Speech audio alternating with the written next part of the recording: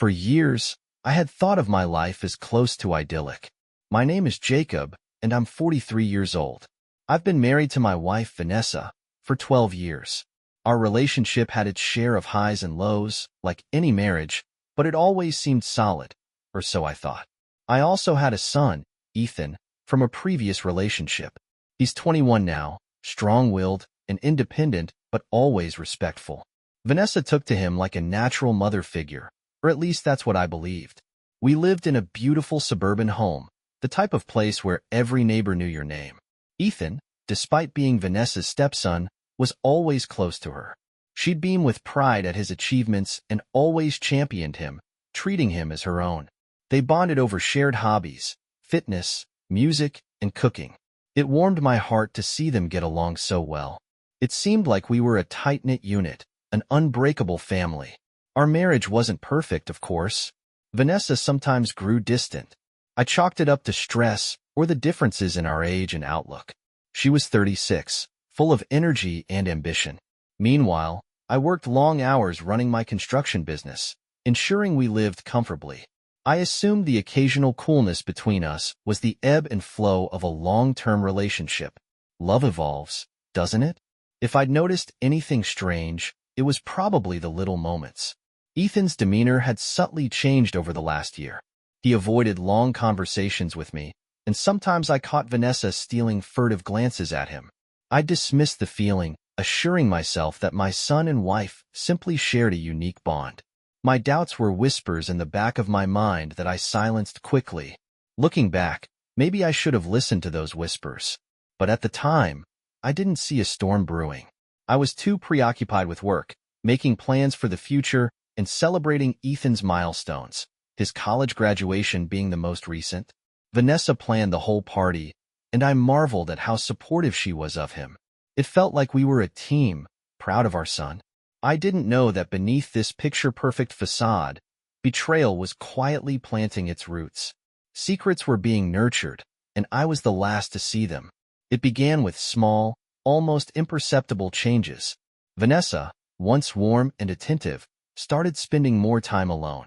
She claimed she was engrossed in her freelance design work, but her laughter, once reserved for our private moments, became scarce. The light-hearted banter we used to share turned into surface-level exchanges about bills and groceries. Ethan's behavior, too, seemed off. He stopped hanging out in the living room when I was around. Instead, he would head out for long drives or stay cooped up in his room.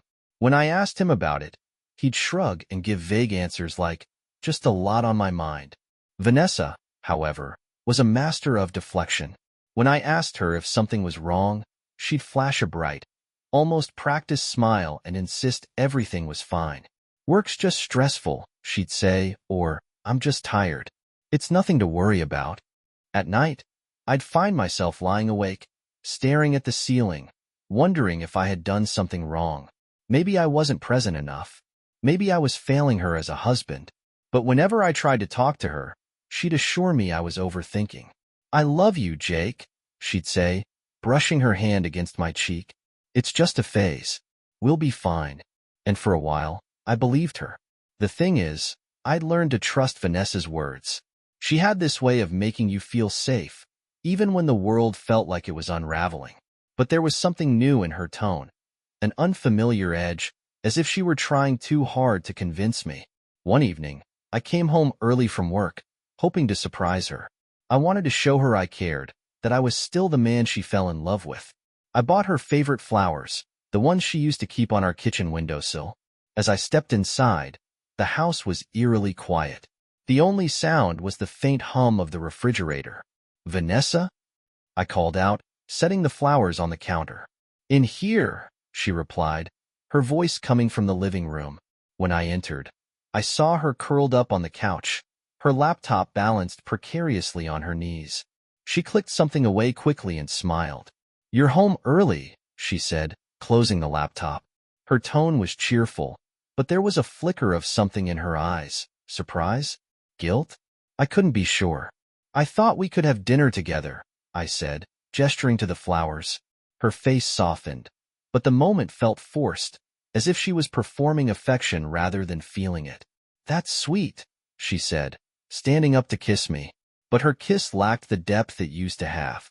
As we sat down to eat, I noticed how distracted she seemed, her eyes flicking to her phone every time it buzzed. "Work?" I asked, trying to sound casual. She nodded quickly. "Yeah, just a client being annoying." I wanted to press further but didn't. A part of me was scared of what I might find. For now, I clung to the hope that everything was as it seemed, that these shifts were nothing more than life's inevitable hiccups. But deep down, I knew better. A week later, the unease I'd been trying to suppress began gnawing at me with greater force. Vanessa's odd behavior continued, and Ethan's distance only deepened. The two people I cared about most in the world felt like strangers under my own roof. One morning, as I was getting ready for work, I noticed Vanessa had left her phone on the kitchen counter. It buzzed twice, the screen lighting up with a message notification. My eyes caught the words before I could stop myself. "Can't wait to see you later." It wasn't from anyone in her contact list, just a random number. My stomach churned. For a moment, I convinced myself it could be innocent, maybe a friend joking around, or a work-related thing I didn't understand. But deep down, I felt the first crack form in the foundation of my trust. Vanessa came downstairs, her face lighting up when she saw me. "Morning, love," she said, leaning in to kiss me. I hesitated, my mind racing. She noticed. "Everything okay?" "Yeah," I lied, forcing a smile. I handed her the phone, and she glanced at the screen, her expression unchanged. She quickly turned it off and slipped it into her pocket. "You're working late tonight?" she asked, her voice casual. I nodded, deciding to see how far this would go. "Yeah, you?" She hesitated, barely noticeable but enough for me to catch it. "I might have a client call in the evening," she said, "but nothing major." That evening, I didn't work late. Instead, I left the office early and parked my car down the block from our house. I wanted to know. No, I needed to know if my suspicions were just paranoia or if they were rooted in reality. As the minutes ticked by, I felt my heart pounding in my chest. The tension was suffocating, and I hated myself for resorting to this. But then, just as the streetlights flickered on, I saw her. Vanessa stepped out of the house, dressed more elegantly than usual. She looked around cautiously before walking toward a waiting car at the end of the street. It wasn't an Uber or a taxi. It was Ethan's car. I froze. My mind struggled to make sense of what I was seeing. Why was she getting into Ethan's car? Was he taking her somewhere? My son, who had been so withdrawn, suddenly seemed tied into whatever this was. I followed at a distance, careful to keep my headlights off. They drove to a nearby park, parking in a secluded area by the lake. Vanessa got out, laughing, as Ethan followed. They walked together, their voices too faint for me to hear. I sat in my car, confusion and dread swirling inside me. What could this mean? Were they just meeting for some kind of heart-to-heart? Or was there something darker I wasn't ready to admit to myself? That night, Vanessa came home later than expected, claiming her client call had gone long. I didn't confront her. Not yet. I needed more information before I could act. But as I lay in bed, staring at the ceiling, I felt the weight of a truth I wasn't ready to face. Something was deeply, irrevocably wrong. The following days were a whirlwind of emotions. Every interaction with Vanessa felt like a performance, a carefully crafted mask she wore to maintain normalcy. Ethan was no better, his usual deflection now tinged with unease whenever I asked him anything remotely personal. I couldn't let it go. I began piecing together clues, each one amplifying my sense of betrayal. Vanessa's phone was glued to her hand, and whenever she wasn't on it, it was face down on the counter. Her late evenings became more frequent, and her explanations less convincing. Ethan, meanwhile, grew increasingly reclusive, staying out late and retreating to his room as soon as he got home. I decided to investigate further.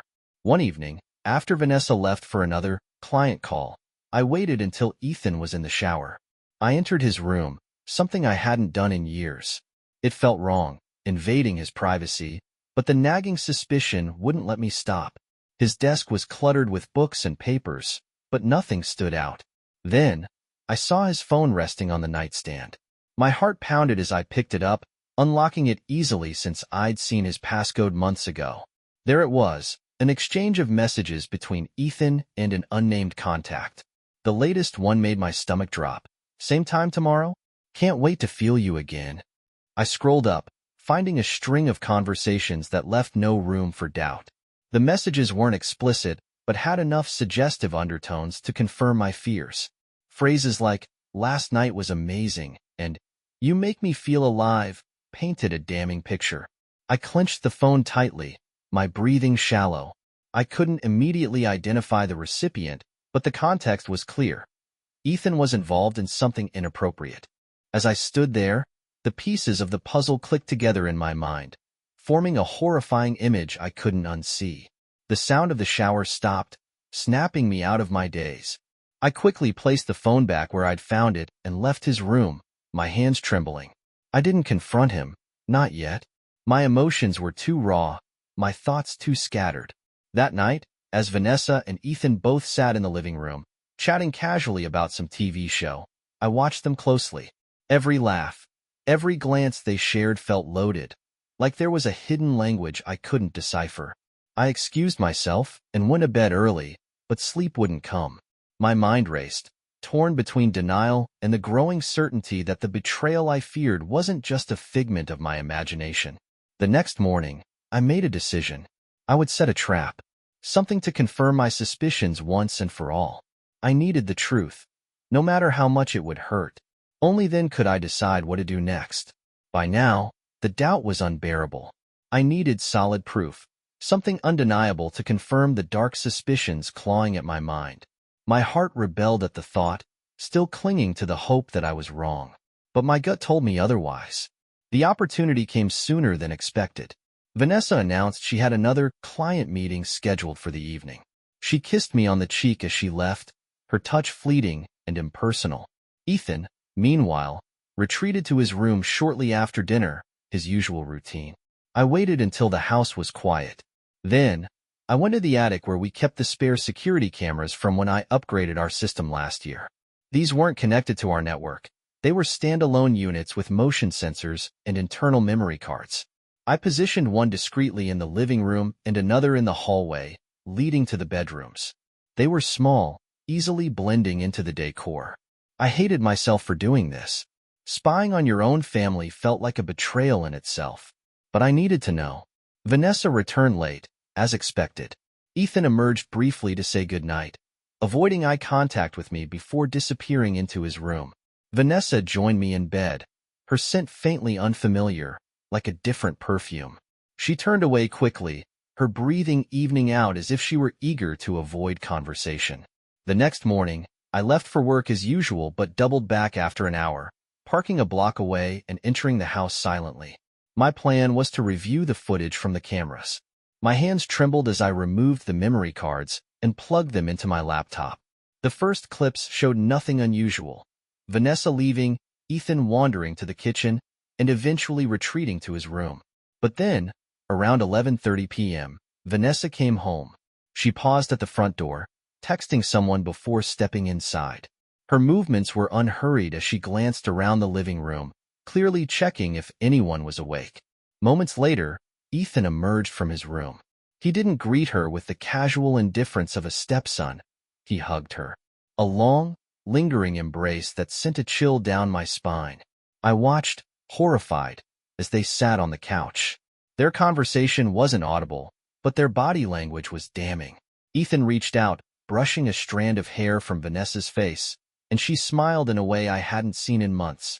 Then, they leaned in, their lips meeting in a kiss that was anything but maternal. My world shattered in an instant. I slammed the laptop shut, my breath coming in ragged gasps. The room seemed to spin around me, my mind unable to fully process what I just witnessed. This wasn't just infidelity. It was a betrayal so twisted, so vile, that it defied comprehension. I felt an overwhelming urge to confront them immediately, to demand answers. But I stopped myself.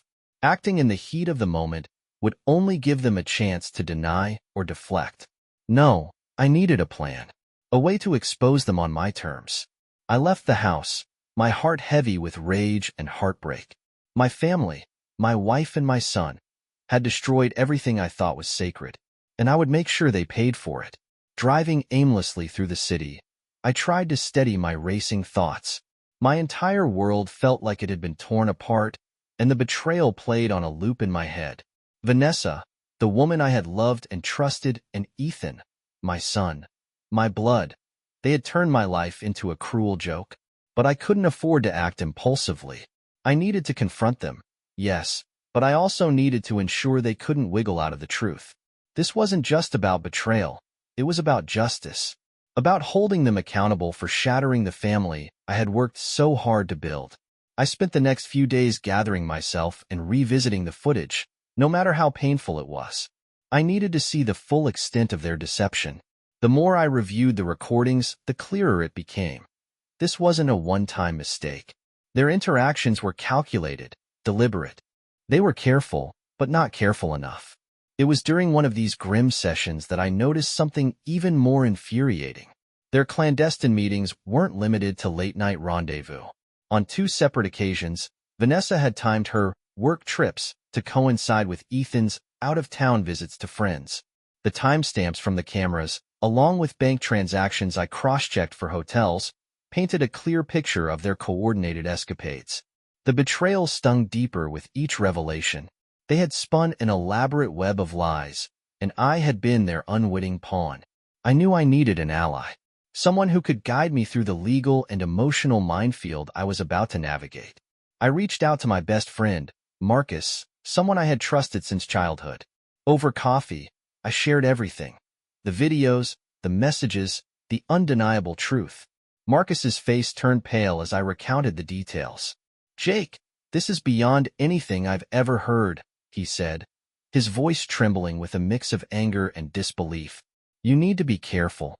This isn't just about cheating. It's sick, twisted." "I know," I said, my voice barely above a whisper. "I need to confront them, but I can't do it without a plan." He nodded. "You're going to need a lawyer, someone who knows how to handle this kind of mess.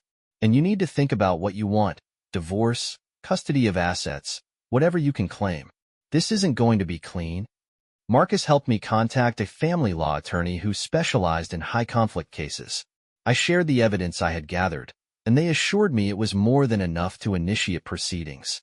The lawyer's calm, pragmatic approach gave me a sliver of hope amidst the chaos. But the confrontation loomed like a dark cloud. I couldn't delay it forever. The time was coming when I would face Vanessa and Ethan, when I would shatter their carefully constructed facade. I spent the next few nights replaying how it might go in my mind. Would they deny it? Beg for forgiveness? Try to twist the blame? It didn't matter. I was ready, or so I told myself. By the time I walked through the door that evening, I felt like a soldier marching into battle. I knew the truth, and soon, they would too. But first, I needed to act normal, to observe them one last time without their masks. Vanessa was in the kitchen, chopping vegetables for dinner. She glanced up and gave me a smile. It was the same smile that once made me feel like the luckiest man alive. Now, it felt hollow, a facade of the woman I thought I knew. "Hey, you're home early," she said, her voice light and cheerful. "Yeah," I replied, forcing a smile. "Thought I'd spend some time with the family tonight." She nodded, turning back to her work. Ethan came downstairs moments later, his face a careful blend of nonchalance and guardedness. He muttered a quick hello before disappearing into the living room. As I sat down at the table for dinner, I studied them. Vanessa chatted about her day, spinning a tale of demanding clients and tight deadlines. Ethan chimed in occasionally, his tone casual. To anyone else, we would have seemed like a typical family.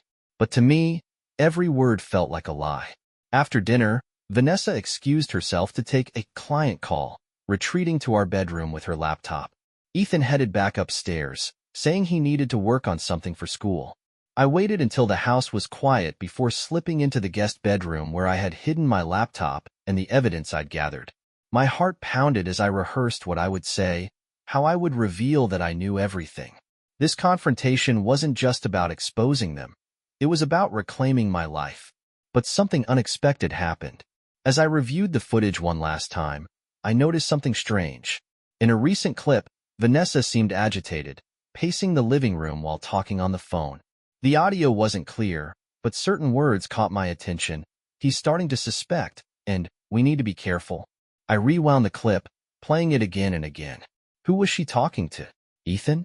Someone else? The realization hit me like a thunderbolt. There could be more to this than I initially thought.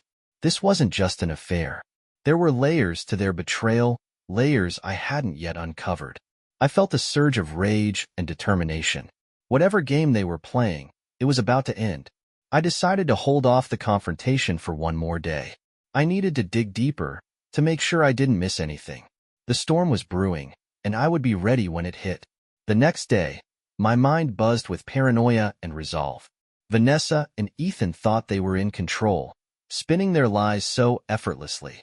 But they hadn't accounted for the storm brewing inside me. I spent the day combing through every shred of evidence I had, looking for the connections I might have missed. It was during this obsessive review that I uncovered something chilling. On Ethan's phone records, there were several calls to a number I didn't recognize. The same number appeared in Vanessa's call log, disguised under the name of a fake client. My hands shook as I dialed it from a blocked number. "Hello?" A man's voice answered. It was deep, unfamiliar, and casual.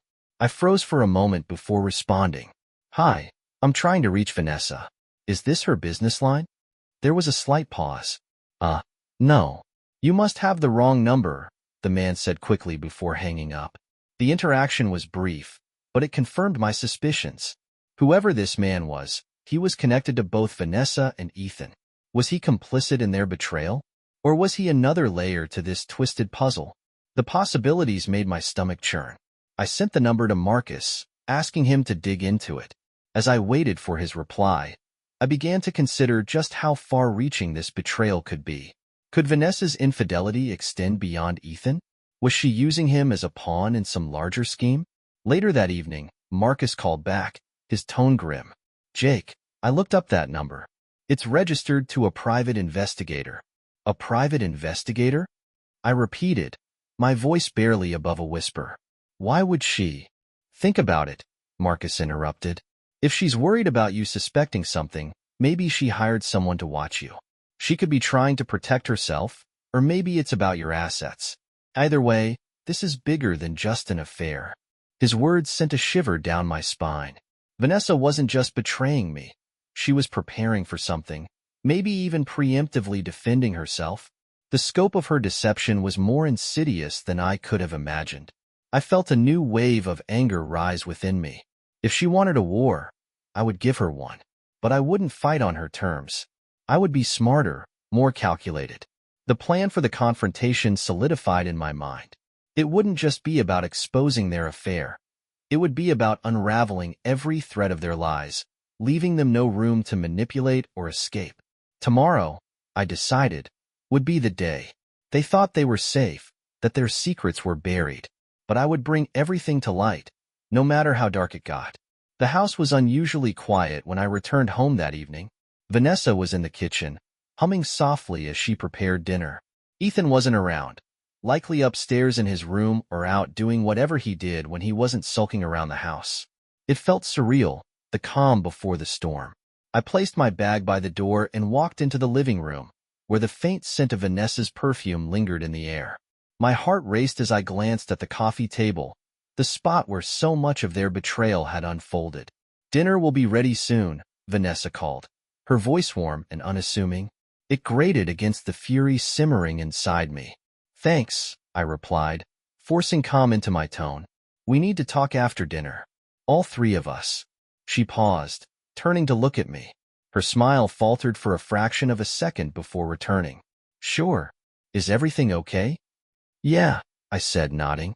"Everything's fine." The meal was a blur. I picked at my food, barely tasting it. Vanessa chatted about her day, filling the silence with idle small talk. Ethan came downstairs halfway through, offering a curt greeting before joining us. I could feel the tension radiating from him, as if he sensed something was off. When dinner ended, I cleared my throat and stood. "Let's sit in the living room," I said, my voice firm. Vanessa hesitated but complied, while Ethan followed reluctantly, his hands shoved deep into his pockets. As they sat down, I remained standing, looking at the two people who had upended my life. Vanessa smiled nervously, while Ethan avoided my gaze, staring at the floor. I know, I began, my voice steady but low. I know everything. Vanessa's smile vanished, replaced by a look of confusion, or at least the pretense of it. What do you mean? I didn't answer immediately. Instead, I reached into my bag and pulled out my laptop, placing it on the coffee table. I opened it, clicking on the first video file, the one that showed them on the couch, locked in an embrace that no stepmother and stepson should ever share. The silence in the room was deafening. Vanessa's face turned pale, her hand flying to her mouth as she gasped. Ethan froze, his eyes wide with horror. How long? I demanded, my voice rising. How long has this been going on? Vanessa shook her head, tears streaming down her face. Jake, I can explain. Don't, I snapped, cutting her off. Don't insult me with excuses. I've seen it all. The videos, the messages, the hotel stays. You've been lying to me for God knows how long. Ethan finally spoke, his voice shaky. Dad, I didn't mean. You didn't mean to destroy our family? I interrupted, my anger boiling over. You didn't mean to betray me in the most disgusting way imaginable? Tears filled his eyes, but I felt no sympathy. I turned back to Vanessa. And you? I said, my voice cold. The woman I married. The woman I trusted. How could you do this? How could you look me in the eye every day and pretend everything was fine? She sobbed, trying to speak, but no words came. The weight of their betrayal hung in the air, suffocating and irreversible. I want both of you out, I said finally, my voice trembling with rage. Out of my house, out of my life. You've destroyed everything, and there's no coming back from this. Vanessa tried to protest, but I silenced her with a glare. Don't make me call the police, I warned. You've done enough damage. Ethan stood, his shoulders slumped, and walked toward the stairs. Vanessa hesitated but followed, still sobbing. I didn't care where they went, as long as it wasn't here. As they packed their things, I sat alone in the living room, the weight of the confrontation settling over me. The storm had passed, but the devastation it left behind was undeniable. I had faced the truth, but the path forward was still uncertain. One thing was clear, though, my life would never be the same. The house felt eerily quiet once they were gone, their absence leaving an echo in every corner. I sat in the living room, staring at the remnants of the confrontation. My laptop still open on the coffee table, the silence ringing louder than their cries and protests ever could. They left without much resistance. Ethan didn't say another word after I told them to leave. He simply packed his things in stunned silence. Vanessa, on the other hand, tried to reason with me through her tears, swearing she could explain, begging for another chance. But her pleas fell on deaf ears. I locked the door behind them, my legs trembling as I slumped against it. A surge of emotions overwhelmed me. Anger, betrayal, heartbreak, but above all, relief. The truth was out in the open, and the people who had destroyed my trust were gone. But with the relief came a deep, gnawing emptiness. This was my family, the life I had built with years of hard work and sacrifice. And now it was gone. The next morning, I began the arduous task of untangling my life from theirs. I contacted the lawyer Marcus had referred me to, updating them on the events of the previous night. With the evidence I had, the divorce proceedings would be swift and decisive. I want her out of my life as soon as possible, I told the lawyer over the phone. No settlements, no negotiations. I have more than enough proof to protect my assets. Understood, they replied. And your son? The question gave me pause. Ethan, my son, the boy I had raised, loved, and sacrificed for. Could I ever look at him the same way again? Could I ever forgive him for this betrayal? I don't know, I admitted. He's not a child anymore. He made his choices, and now he'll have to live with the consequences. The lawyer assured me they would begin drafting the necessary documents immediately. By the end of the week, Vanessa would be served, and the process of dismantling our marriage would begin. The days that followed were a blur.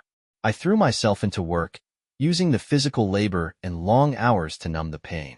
Friends and colleagues noticed something was off, but I brushed off their concerns with vague excuses about stress. The hardest part was the nights. The empty bed, the absence of her familiar presence. It was a constant reminder of what I had lost. I replayed the confrontation in my mind, wondering if I could have handled it differently. But deep down, I knew the outcome would have been the same. Their betrayal had left no room for repair. One evening, as I sat alone in the living room, nursing a glass of whiskey, my phone buzzed. It was a message from Vanessa. "Please, Jake, let me explain. I made a mistake, but I love you. We can fix this. Please." I stared at the screen, my heart a battlefield of anger and sadness. But I didn't respond. There was nothing she could say to undo what she had done. Instead, I blocked her number, silencing her voice forever.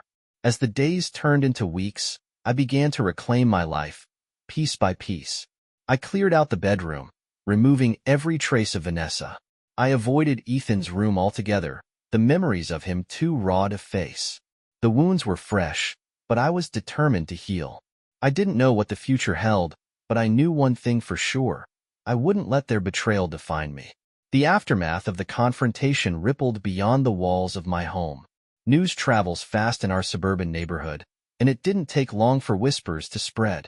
I wasn't sure how much Vanessa or Ethan had disclosed to others, but the pointed glances and hushed conversations told me enough. People were talking. My first real encounter with the fallout came at the grocery store. I ran into one of our neighbors, Linda, who had always been friendly with Vanessa. Her smile faltered when she saw me, replaced by an expression of pity. "Jake," she said cautiously, her voice low, "I've been meaning to check in. Is everything okay?" Her tone was laden with implication, and I felt a flare of irritation. "Everything's fine," I replied curtly, brushing past her. But it wasn't fine, not really. The community we had been a part of for years now felt foreign and uncomfortable. Every errand, every outing, came with the risk of running into someone who would either press me for details or offer unwanted sympathy. The more troubling whispers came from the workplace. Vanessa and Ethan's betrayal had seeped into my professional life in ways I hadn't anticipated. One of my employees, Chris, approached me during a lunch break, his expression a mix of discomfort and concern. "Boss," he began, hesitating. I heard something. About your wife and, your son."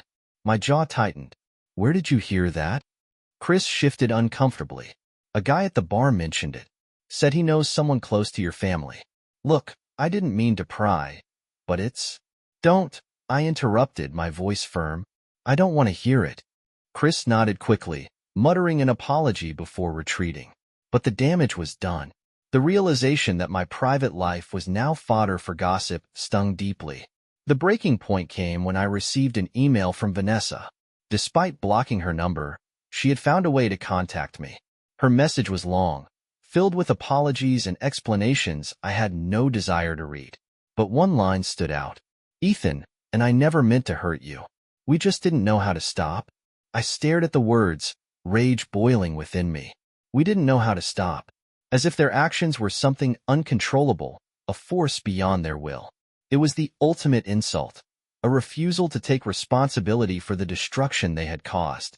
I forwarded the email to my lawyer, making it clear that any further contact from Vanessa would be handled through legal channels. I was done listening to her excuses. That night, I sat alone in the living room, the weight of everything pressing down on me. My family was broken, my reputation tarnished, and the people I thought I could trust had proven themselves unworthy. But as I sipped my whiskey and stared into the darkness, a new thought emerged. I can rebuild. Without them, I can start over. It wouldn't be easy, but I wasn't going to let their betrayal define the rest of my life. I had lost a lot, but I hadn't lost myself. Not yet. As the days passed, I found myself fixating less on the pain and more on the unanswered questions that lingered in my mind. The betrayal had been laid bare, but the why still haunted me. What had driven Vanessa and Ethan to such a twisted act? Were there cracks in my family that I had failed to see? Or had this betrayal been born from something far more sinister? I reached out to Marcus again, venting my frustrations during a late-night call. I need to understand, I said, pacing the room. Not for closure. I don't even care about them anymore. I just need to know how this all started. Marcus, ever the pragmatist, sighed. Jake, sometimes there's no clear answer. People are selfish, impulsive. Maybe it wasn't about you. Maybe it was about their own messed-up desires. Maybe, I said, though the answer felt hollow. There had to be more. Vanessa had always seemed so devoted, and Ethan, despite his growing distance, was still my son. This level of betrayal didn't happen overnight. The breakthrough came a few days later. My lawyer, reviewing the evidence I had gathered for the divorce, mentioned something odd during our meeting. Vanessa's financial records show some unusual activity, he said, sliding a document across the table. She's been withdrawing large sums of cash over the last year. At first glance, it doesn't seem tied to household expenses. I frowned, studying the printout. The withdrawals were frequent, yet irregular, often coinciding with her so-called work trips. What do you think it means? I asked. Could be anything, he replied. But if I had to guess, she might have been paying someone off. It's worth digging into. The suggestion gnawed at me.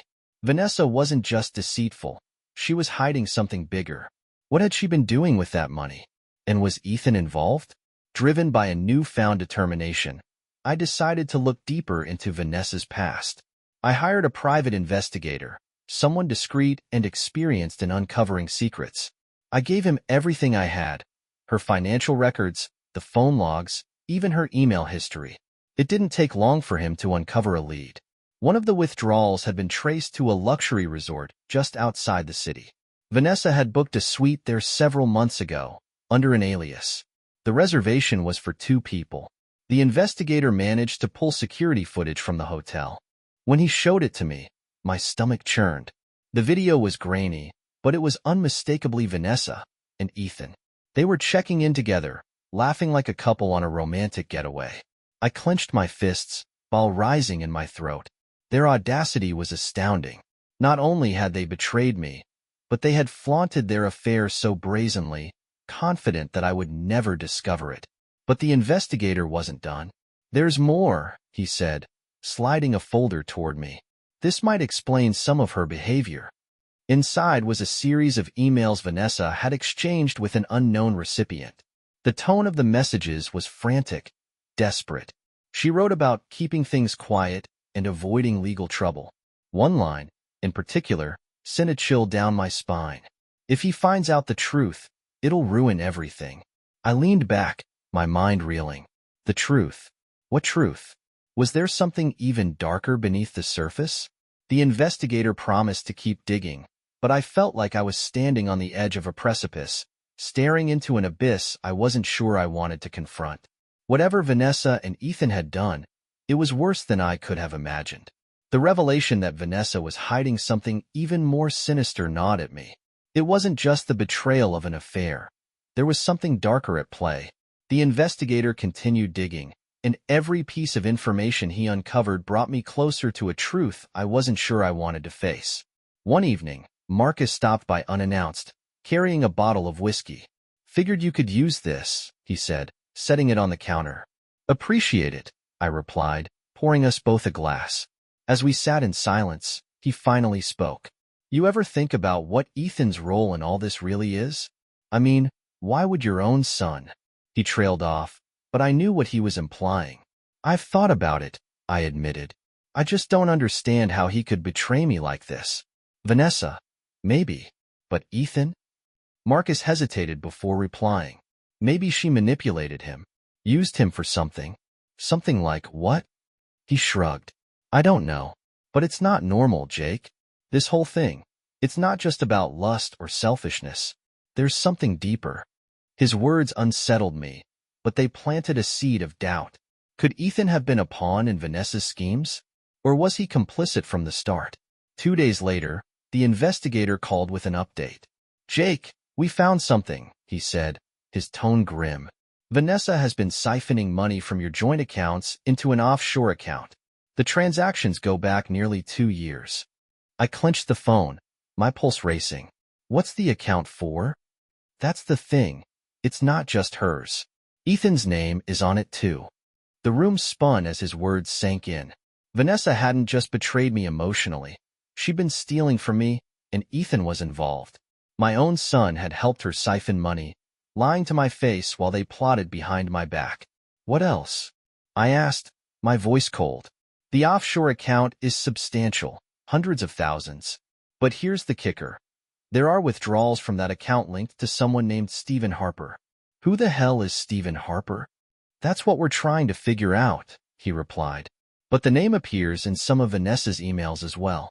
She refers to him as the safety net. It's cryptic, but it's clear he's involved. I ended the call, my hands trembling. This wasn't just an affair or financial theft. This was a full-blown conspiracy. Vanessa had woven a web of lies so intricate that even now, I struggled to see its edges. That night, I couldn't sleep. I sat in the living room, staring at the evidence spread across the coffee table. Photos, emails, financial statements. It was all there, painting a picture of a woman I no longer recognized. And Ethan, my son. His name on that account felt like the final nail in the coffin. I had raised him, loved him, and now he had helped destroy everything I held dear. But the question remained, who was Stephen Harper? And what role did he play in this nightmare? I knew I wouldn't rest until I had the answers.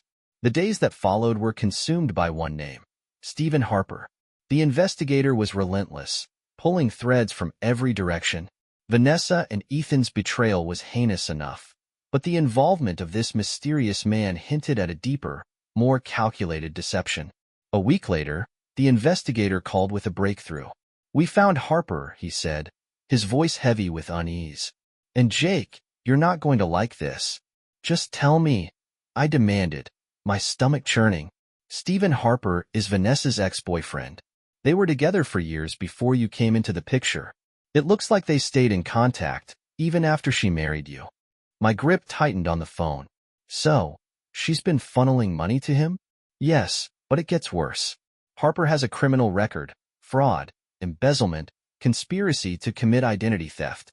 It seems Vanessa has been helping him rebuild his life after he got out of prison." I felt the blood drain from my face. This wasn't just about infidelity. It was about manipulation and greed. Vanessa had been using me, bleeding me dry to fund the life of a man she had never let go of. "And Ethan?" I asked, my voice barely above a whisper. "Harper's connection to Ethan isn't entirely clear yet," the investigator replied. "But from the looks of it, Ethan was recruited to help Vanessa move the money. Maybe she convinced him it was for a good cause. Maybe he knew exactly what he was doing." Armed with this new information, I confronted my lawyer. "I want everything tied to that offshore account seized," I said firmly. "If she's been stealing from me, I want it all back." My lawyer nodded. "With the evidence you've gathered, we can build a solid case. But be prepared, Vanessa might fight back. If Harper is as dangerous as he seems, he won't want his income cut off." That thought chilled me, but I refused to back down. This wasn't just about reclaiming what was mine. It was about ensuring Vanessa and her accomplices paid for their deceit. The next bombshell came from an unexpected source, Ethan. Late one night, he showed up at my door. His eyes were bloodshot, his face pale. "Dad, I need to talk," he said, his voice trembling. I crossed my arms, blocking the doorway. "You've got a lot of nerve showing up here. Please," he pleaded, "just hear me out." Against my better judgment, I let him in. He sat on the couch, his head in his hands, while I stood a few feet away, arms crossed. "Dad, I didn't know everything," he began. "Mom said. She said it was just a way to protect us, to make sure we had a backup plan in case things fell apart." I scoffed. "A backup plan? By stealing from me?" He flinched but continued. "I didn't realize how deep it went until recently. Stephen Harper, he's been pressuring her, threatening her, even. She's terrified of him." For a moment, I felt a flicker of doubt. Had Vanessa been coerced? Was she a victim in some twisted game Harper was playing? But Ethan's next words extinguished any sympathy I might have had. She told me to keep quiet about it. She said you wouldn't understand, that you'd overreact." I stared at him, incredulous. "You helped her, Ethan. You lied to me. Do you have any idea what you've done?" He looked away, tears streaming down his face. I didn't know what else to do. "Then you should have come to me," I shouted, the weight of his betrayal crashing down on me again. "You don't just betray your family because someone tells you to. You had a choice, Ethan, and you chose wrong." He nodded silently, his shoulders shaking with sobs. But I couldn't bring myself to comfort him. Not yet. That night, I sat alone, piecing together the puzzle. Vanessa and Ethan's betrayal was undeniable, but Harper's shadow loomed large over everything. He was the puppet master, pulling the strings. And now that I knew the truth, there was only one thing left to do: confront him. The plan to confront Stephen Harper wasn't one I made lightly. I knew I couldn't risk approaching him alone. This wasn't a simple matter of asking questions. Harper was dangerous, manipulative, and likely to do anything to protect his scheme. So, I coordinated with my lawyer and the investigator, ensuring we had everything lined up legally before making a move. The investigator tracked Harper to a rundown office building on the outskirts of the city. From there, he operated under the guise of a financial consultant, likely scamming new victims, while Vanessa's stolen money kept him afloat. With my evidence and lawyer's support, I filed a report with law enforcement, detailing the embezzlement and Harper's connection to Vanessa. The police were cautious at first, but the weight of the evidence, including the offshore account and emails implicating Harper, was undeniable. A sting operation was set into motion. 2 weeks later, I got the call. Harper had been arrested. He was caught red-handed with falsified documents and large withdrawals from the offshore account Vanessa had set up. The news brought a grim sense of satisfaction. Harper's reign of deceit was over. But Vanessa wasn't off the hook. With Harper in custody, she was subpoenaed to testify. Her involvement in the scheme, though smaller in scale compared to Harper's, was enough to bring legal consequences. She tried to spin a narrative of coercion, claiming Harper had manipulated her. But the paper trail and her own emails betrayed her. I watched from the courtroom as Vanessa's carefully constructed facade crumbled. She avoided my gaze, her once confident demeanor replaced by shame and fear. Ethan wasn't there. He'd cut ties with her completely after our confrontation. I couldn't bring myself to pity her. She had chosen this path, and now she was reaping the consequences. The court proceedings lasted months, but by the end, Harper was sentenced to several years in prison for fraud and embezzlement. Vanessa faced probation, heavy fines, and the loss of any claim to my assets. The offshore account was frozen, and my lawyer ensured that the funds stolen from me were returned. As for Ethan, our relationship remained strained. He reached out a few times, apologizing and asking for a chance to rebuild what we had lost. It wasn't easy, but I agreed to meet with him. Over time, he shared more about Vanessa's manipulations, how she had convinced him that Harper was a necessary evil, safety net, for the family's future. "I was stupid, Dad," he said during one of our conversations. "I should have seen through her lies. I should have come to you." "You should have," I said, my tone firm but not unkind. "But you're my son, Ethan. I'll always want to believe there's a way forward for us. It'll take time, but I'm willing to try." The house, once filled with so many memories, became a place of solitude and reflection. I sold it a few months after the dust settled, using the money to start fresh in a new city. Marcus helped me find a smaller, cozier home, one free from the ghosts of the past. As I unpacked boxes in my new space, I allowed myself a moment to breathe. The journey had been painful, filled with betrayal and loss, but I had survived. I had faced the darkness, unraveled the lies, and emerged on the other side. Vanessa and Harper were gone, their schemes dismantled. Ethan and I were taking cautious steps toward reconciliation. And me? I was finally free, ready to rebuild a life on my terms. In the quiet of that evening, I realized something. The betrayal had shattered my world, but it hadn't broken me. I had found strength in the wreckage, and with that strength, I would move forward, one step at a time.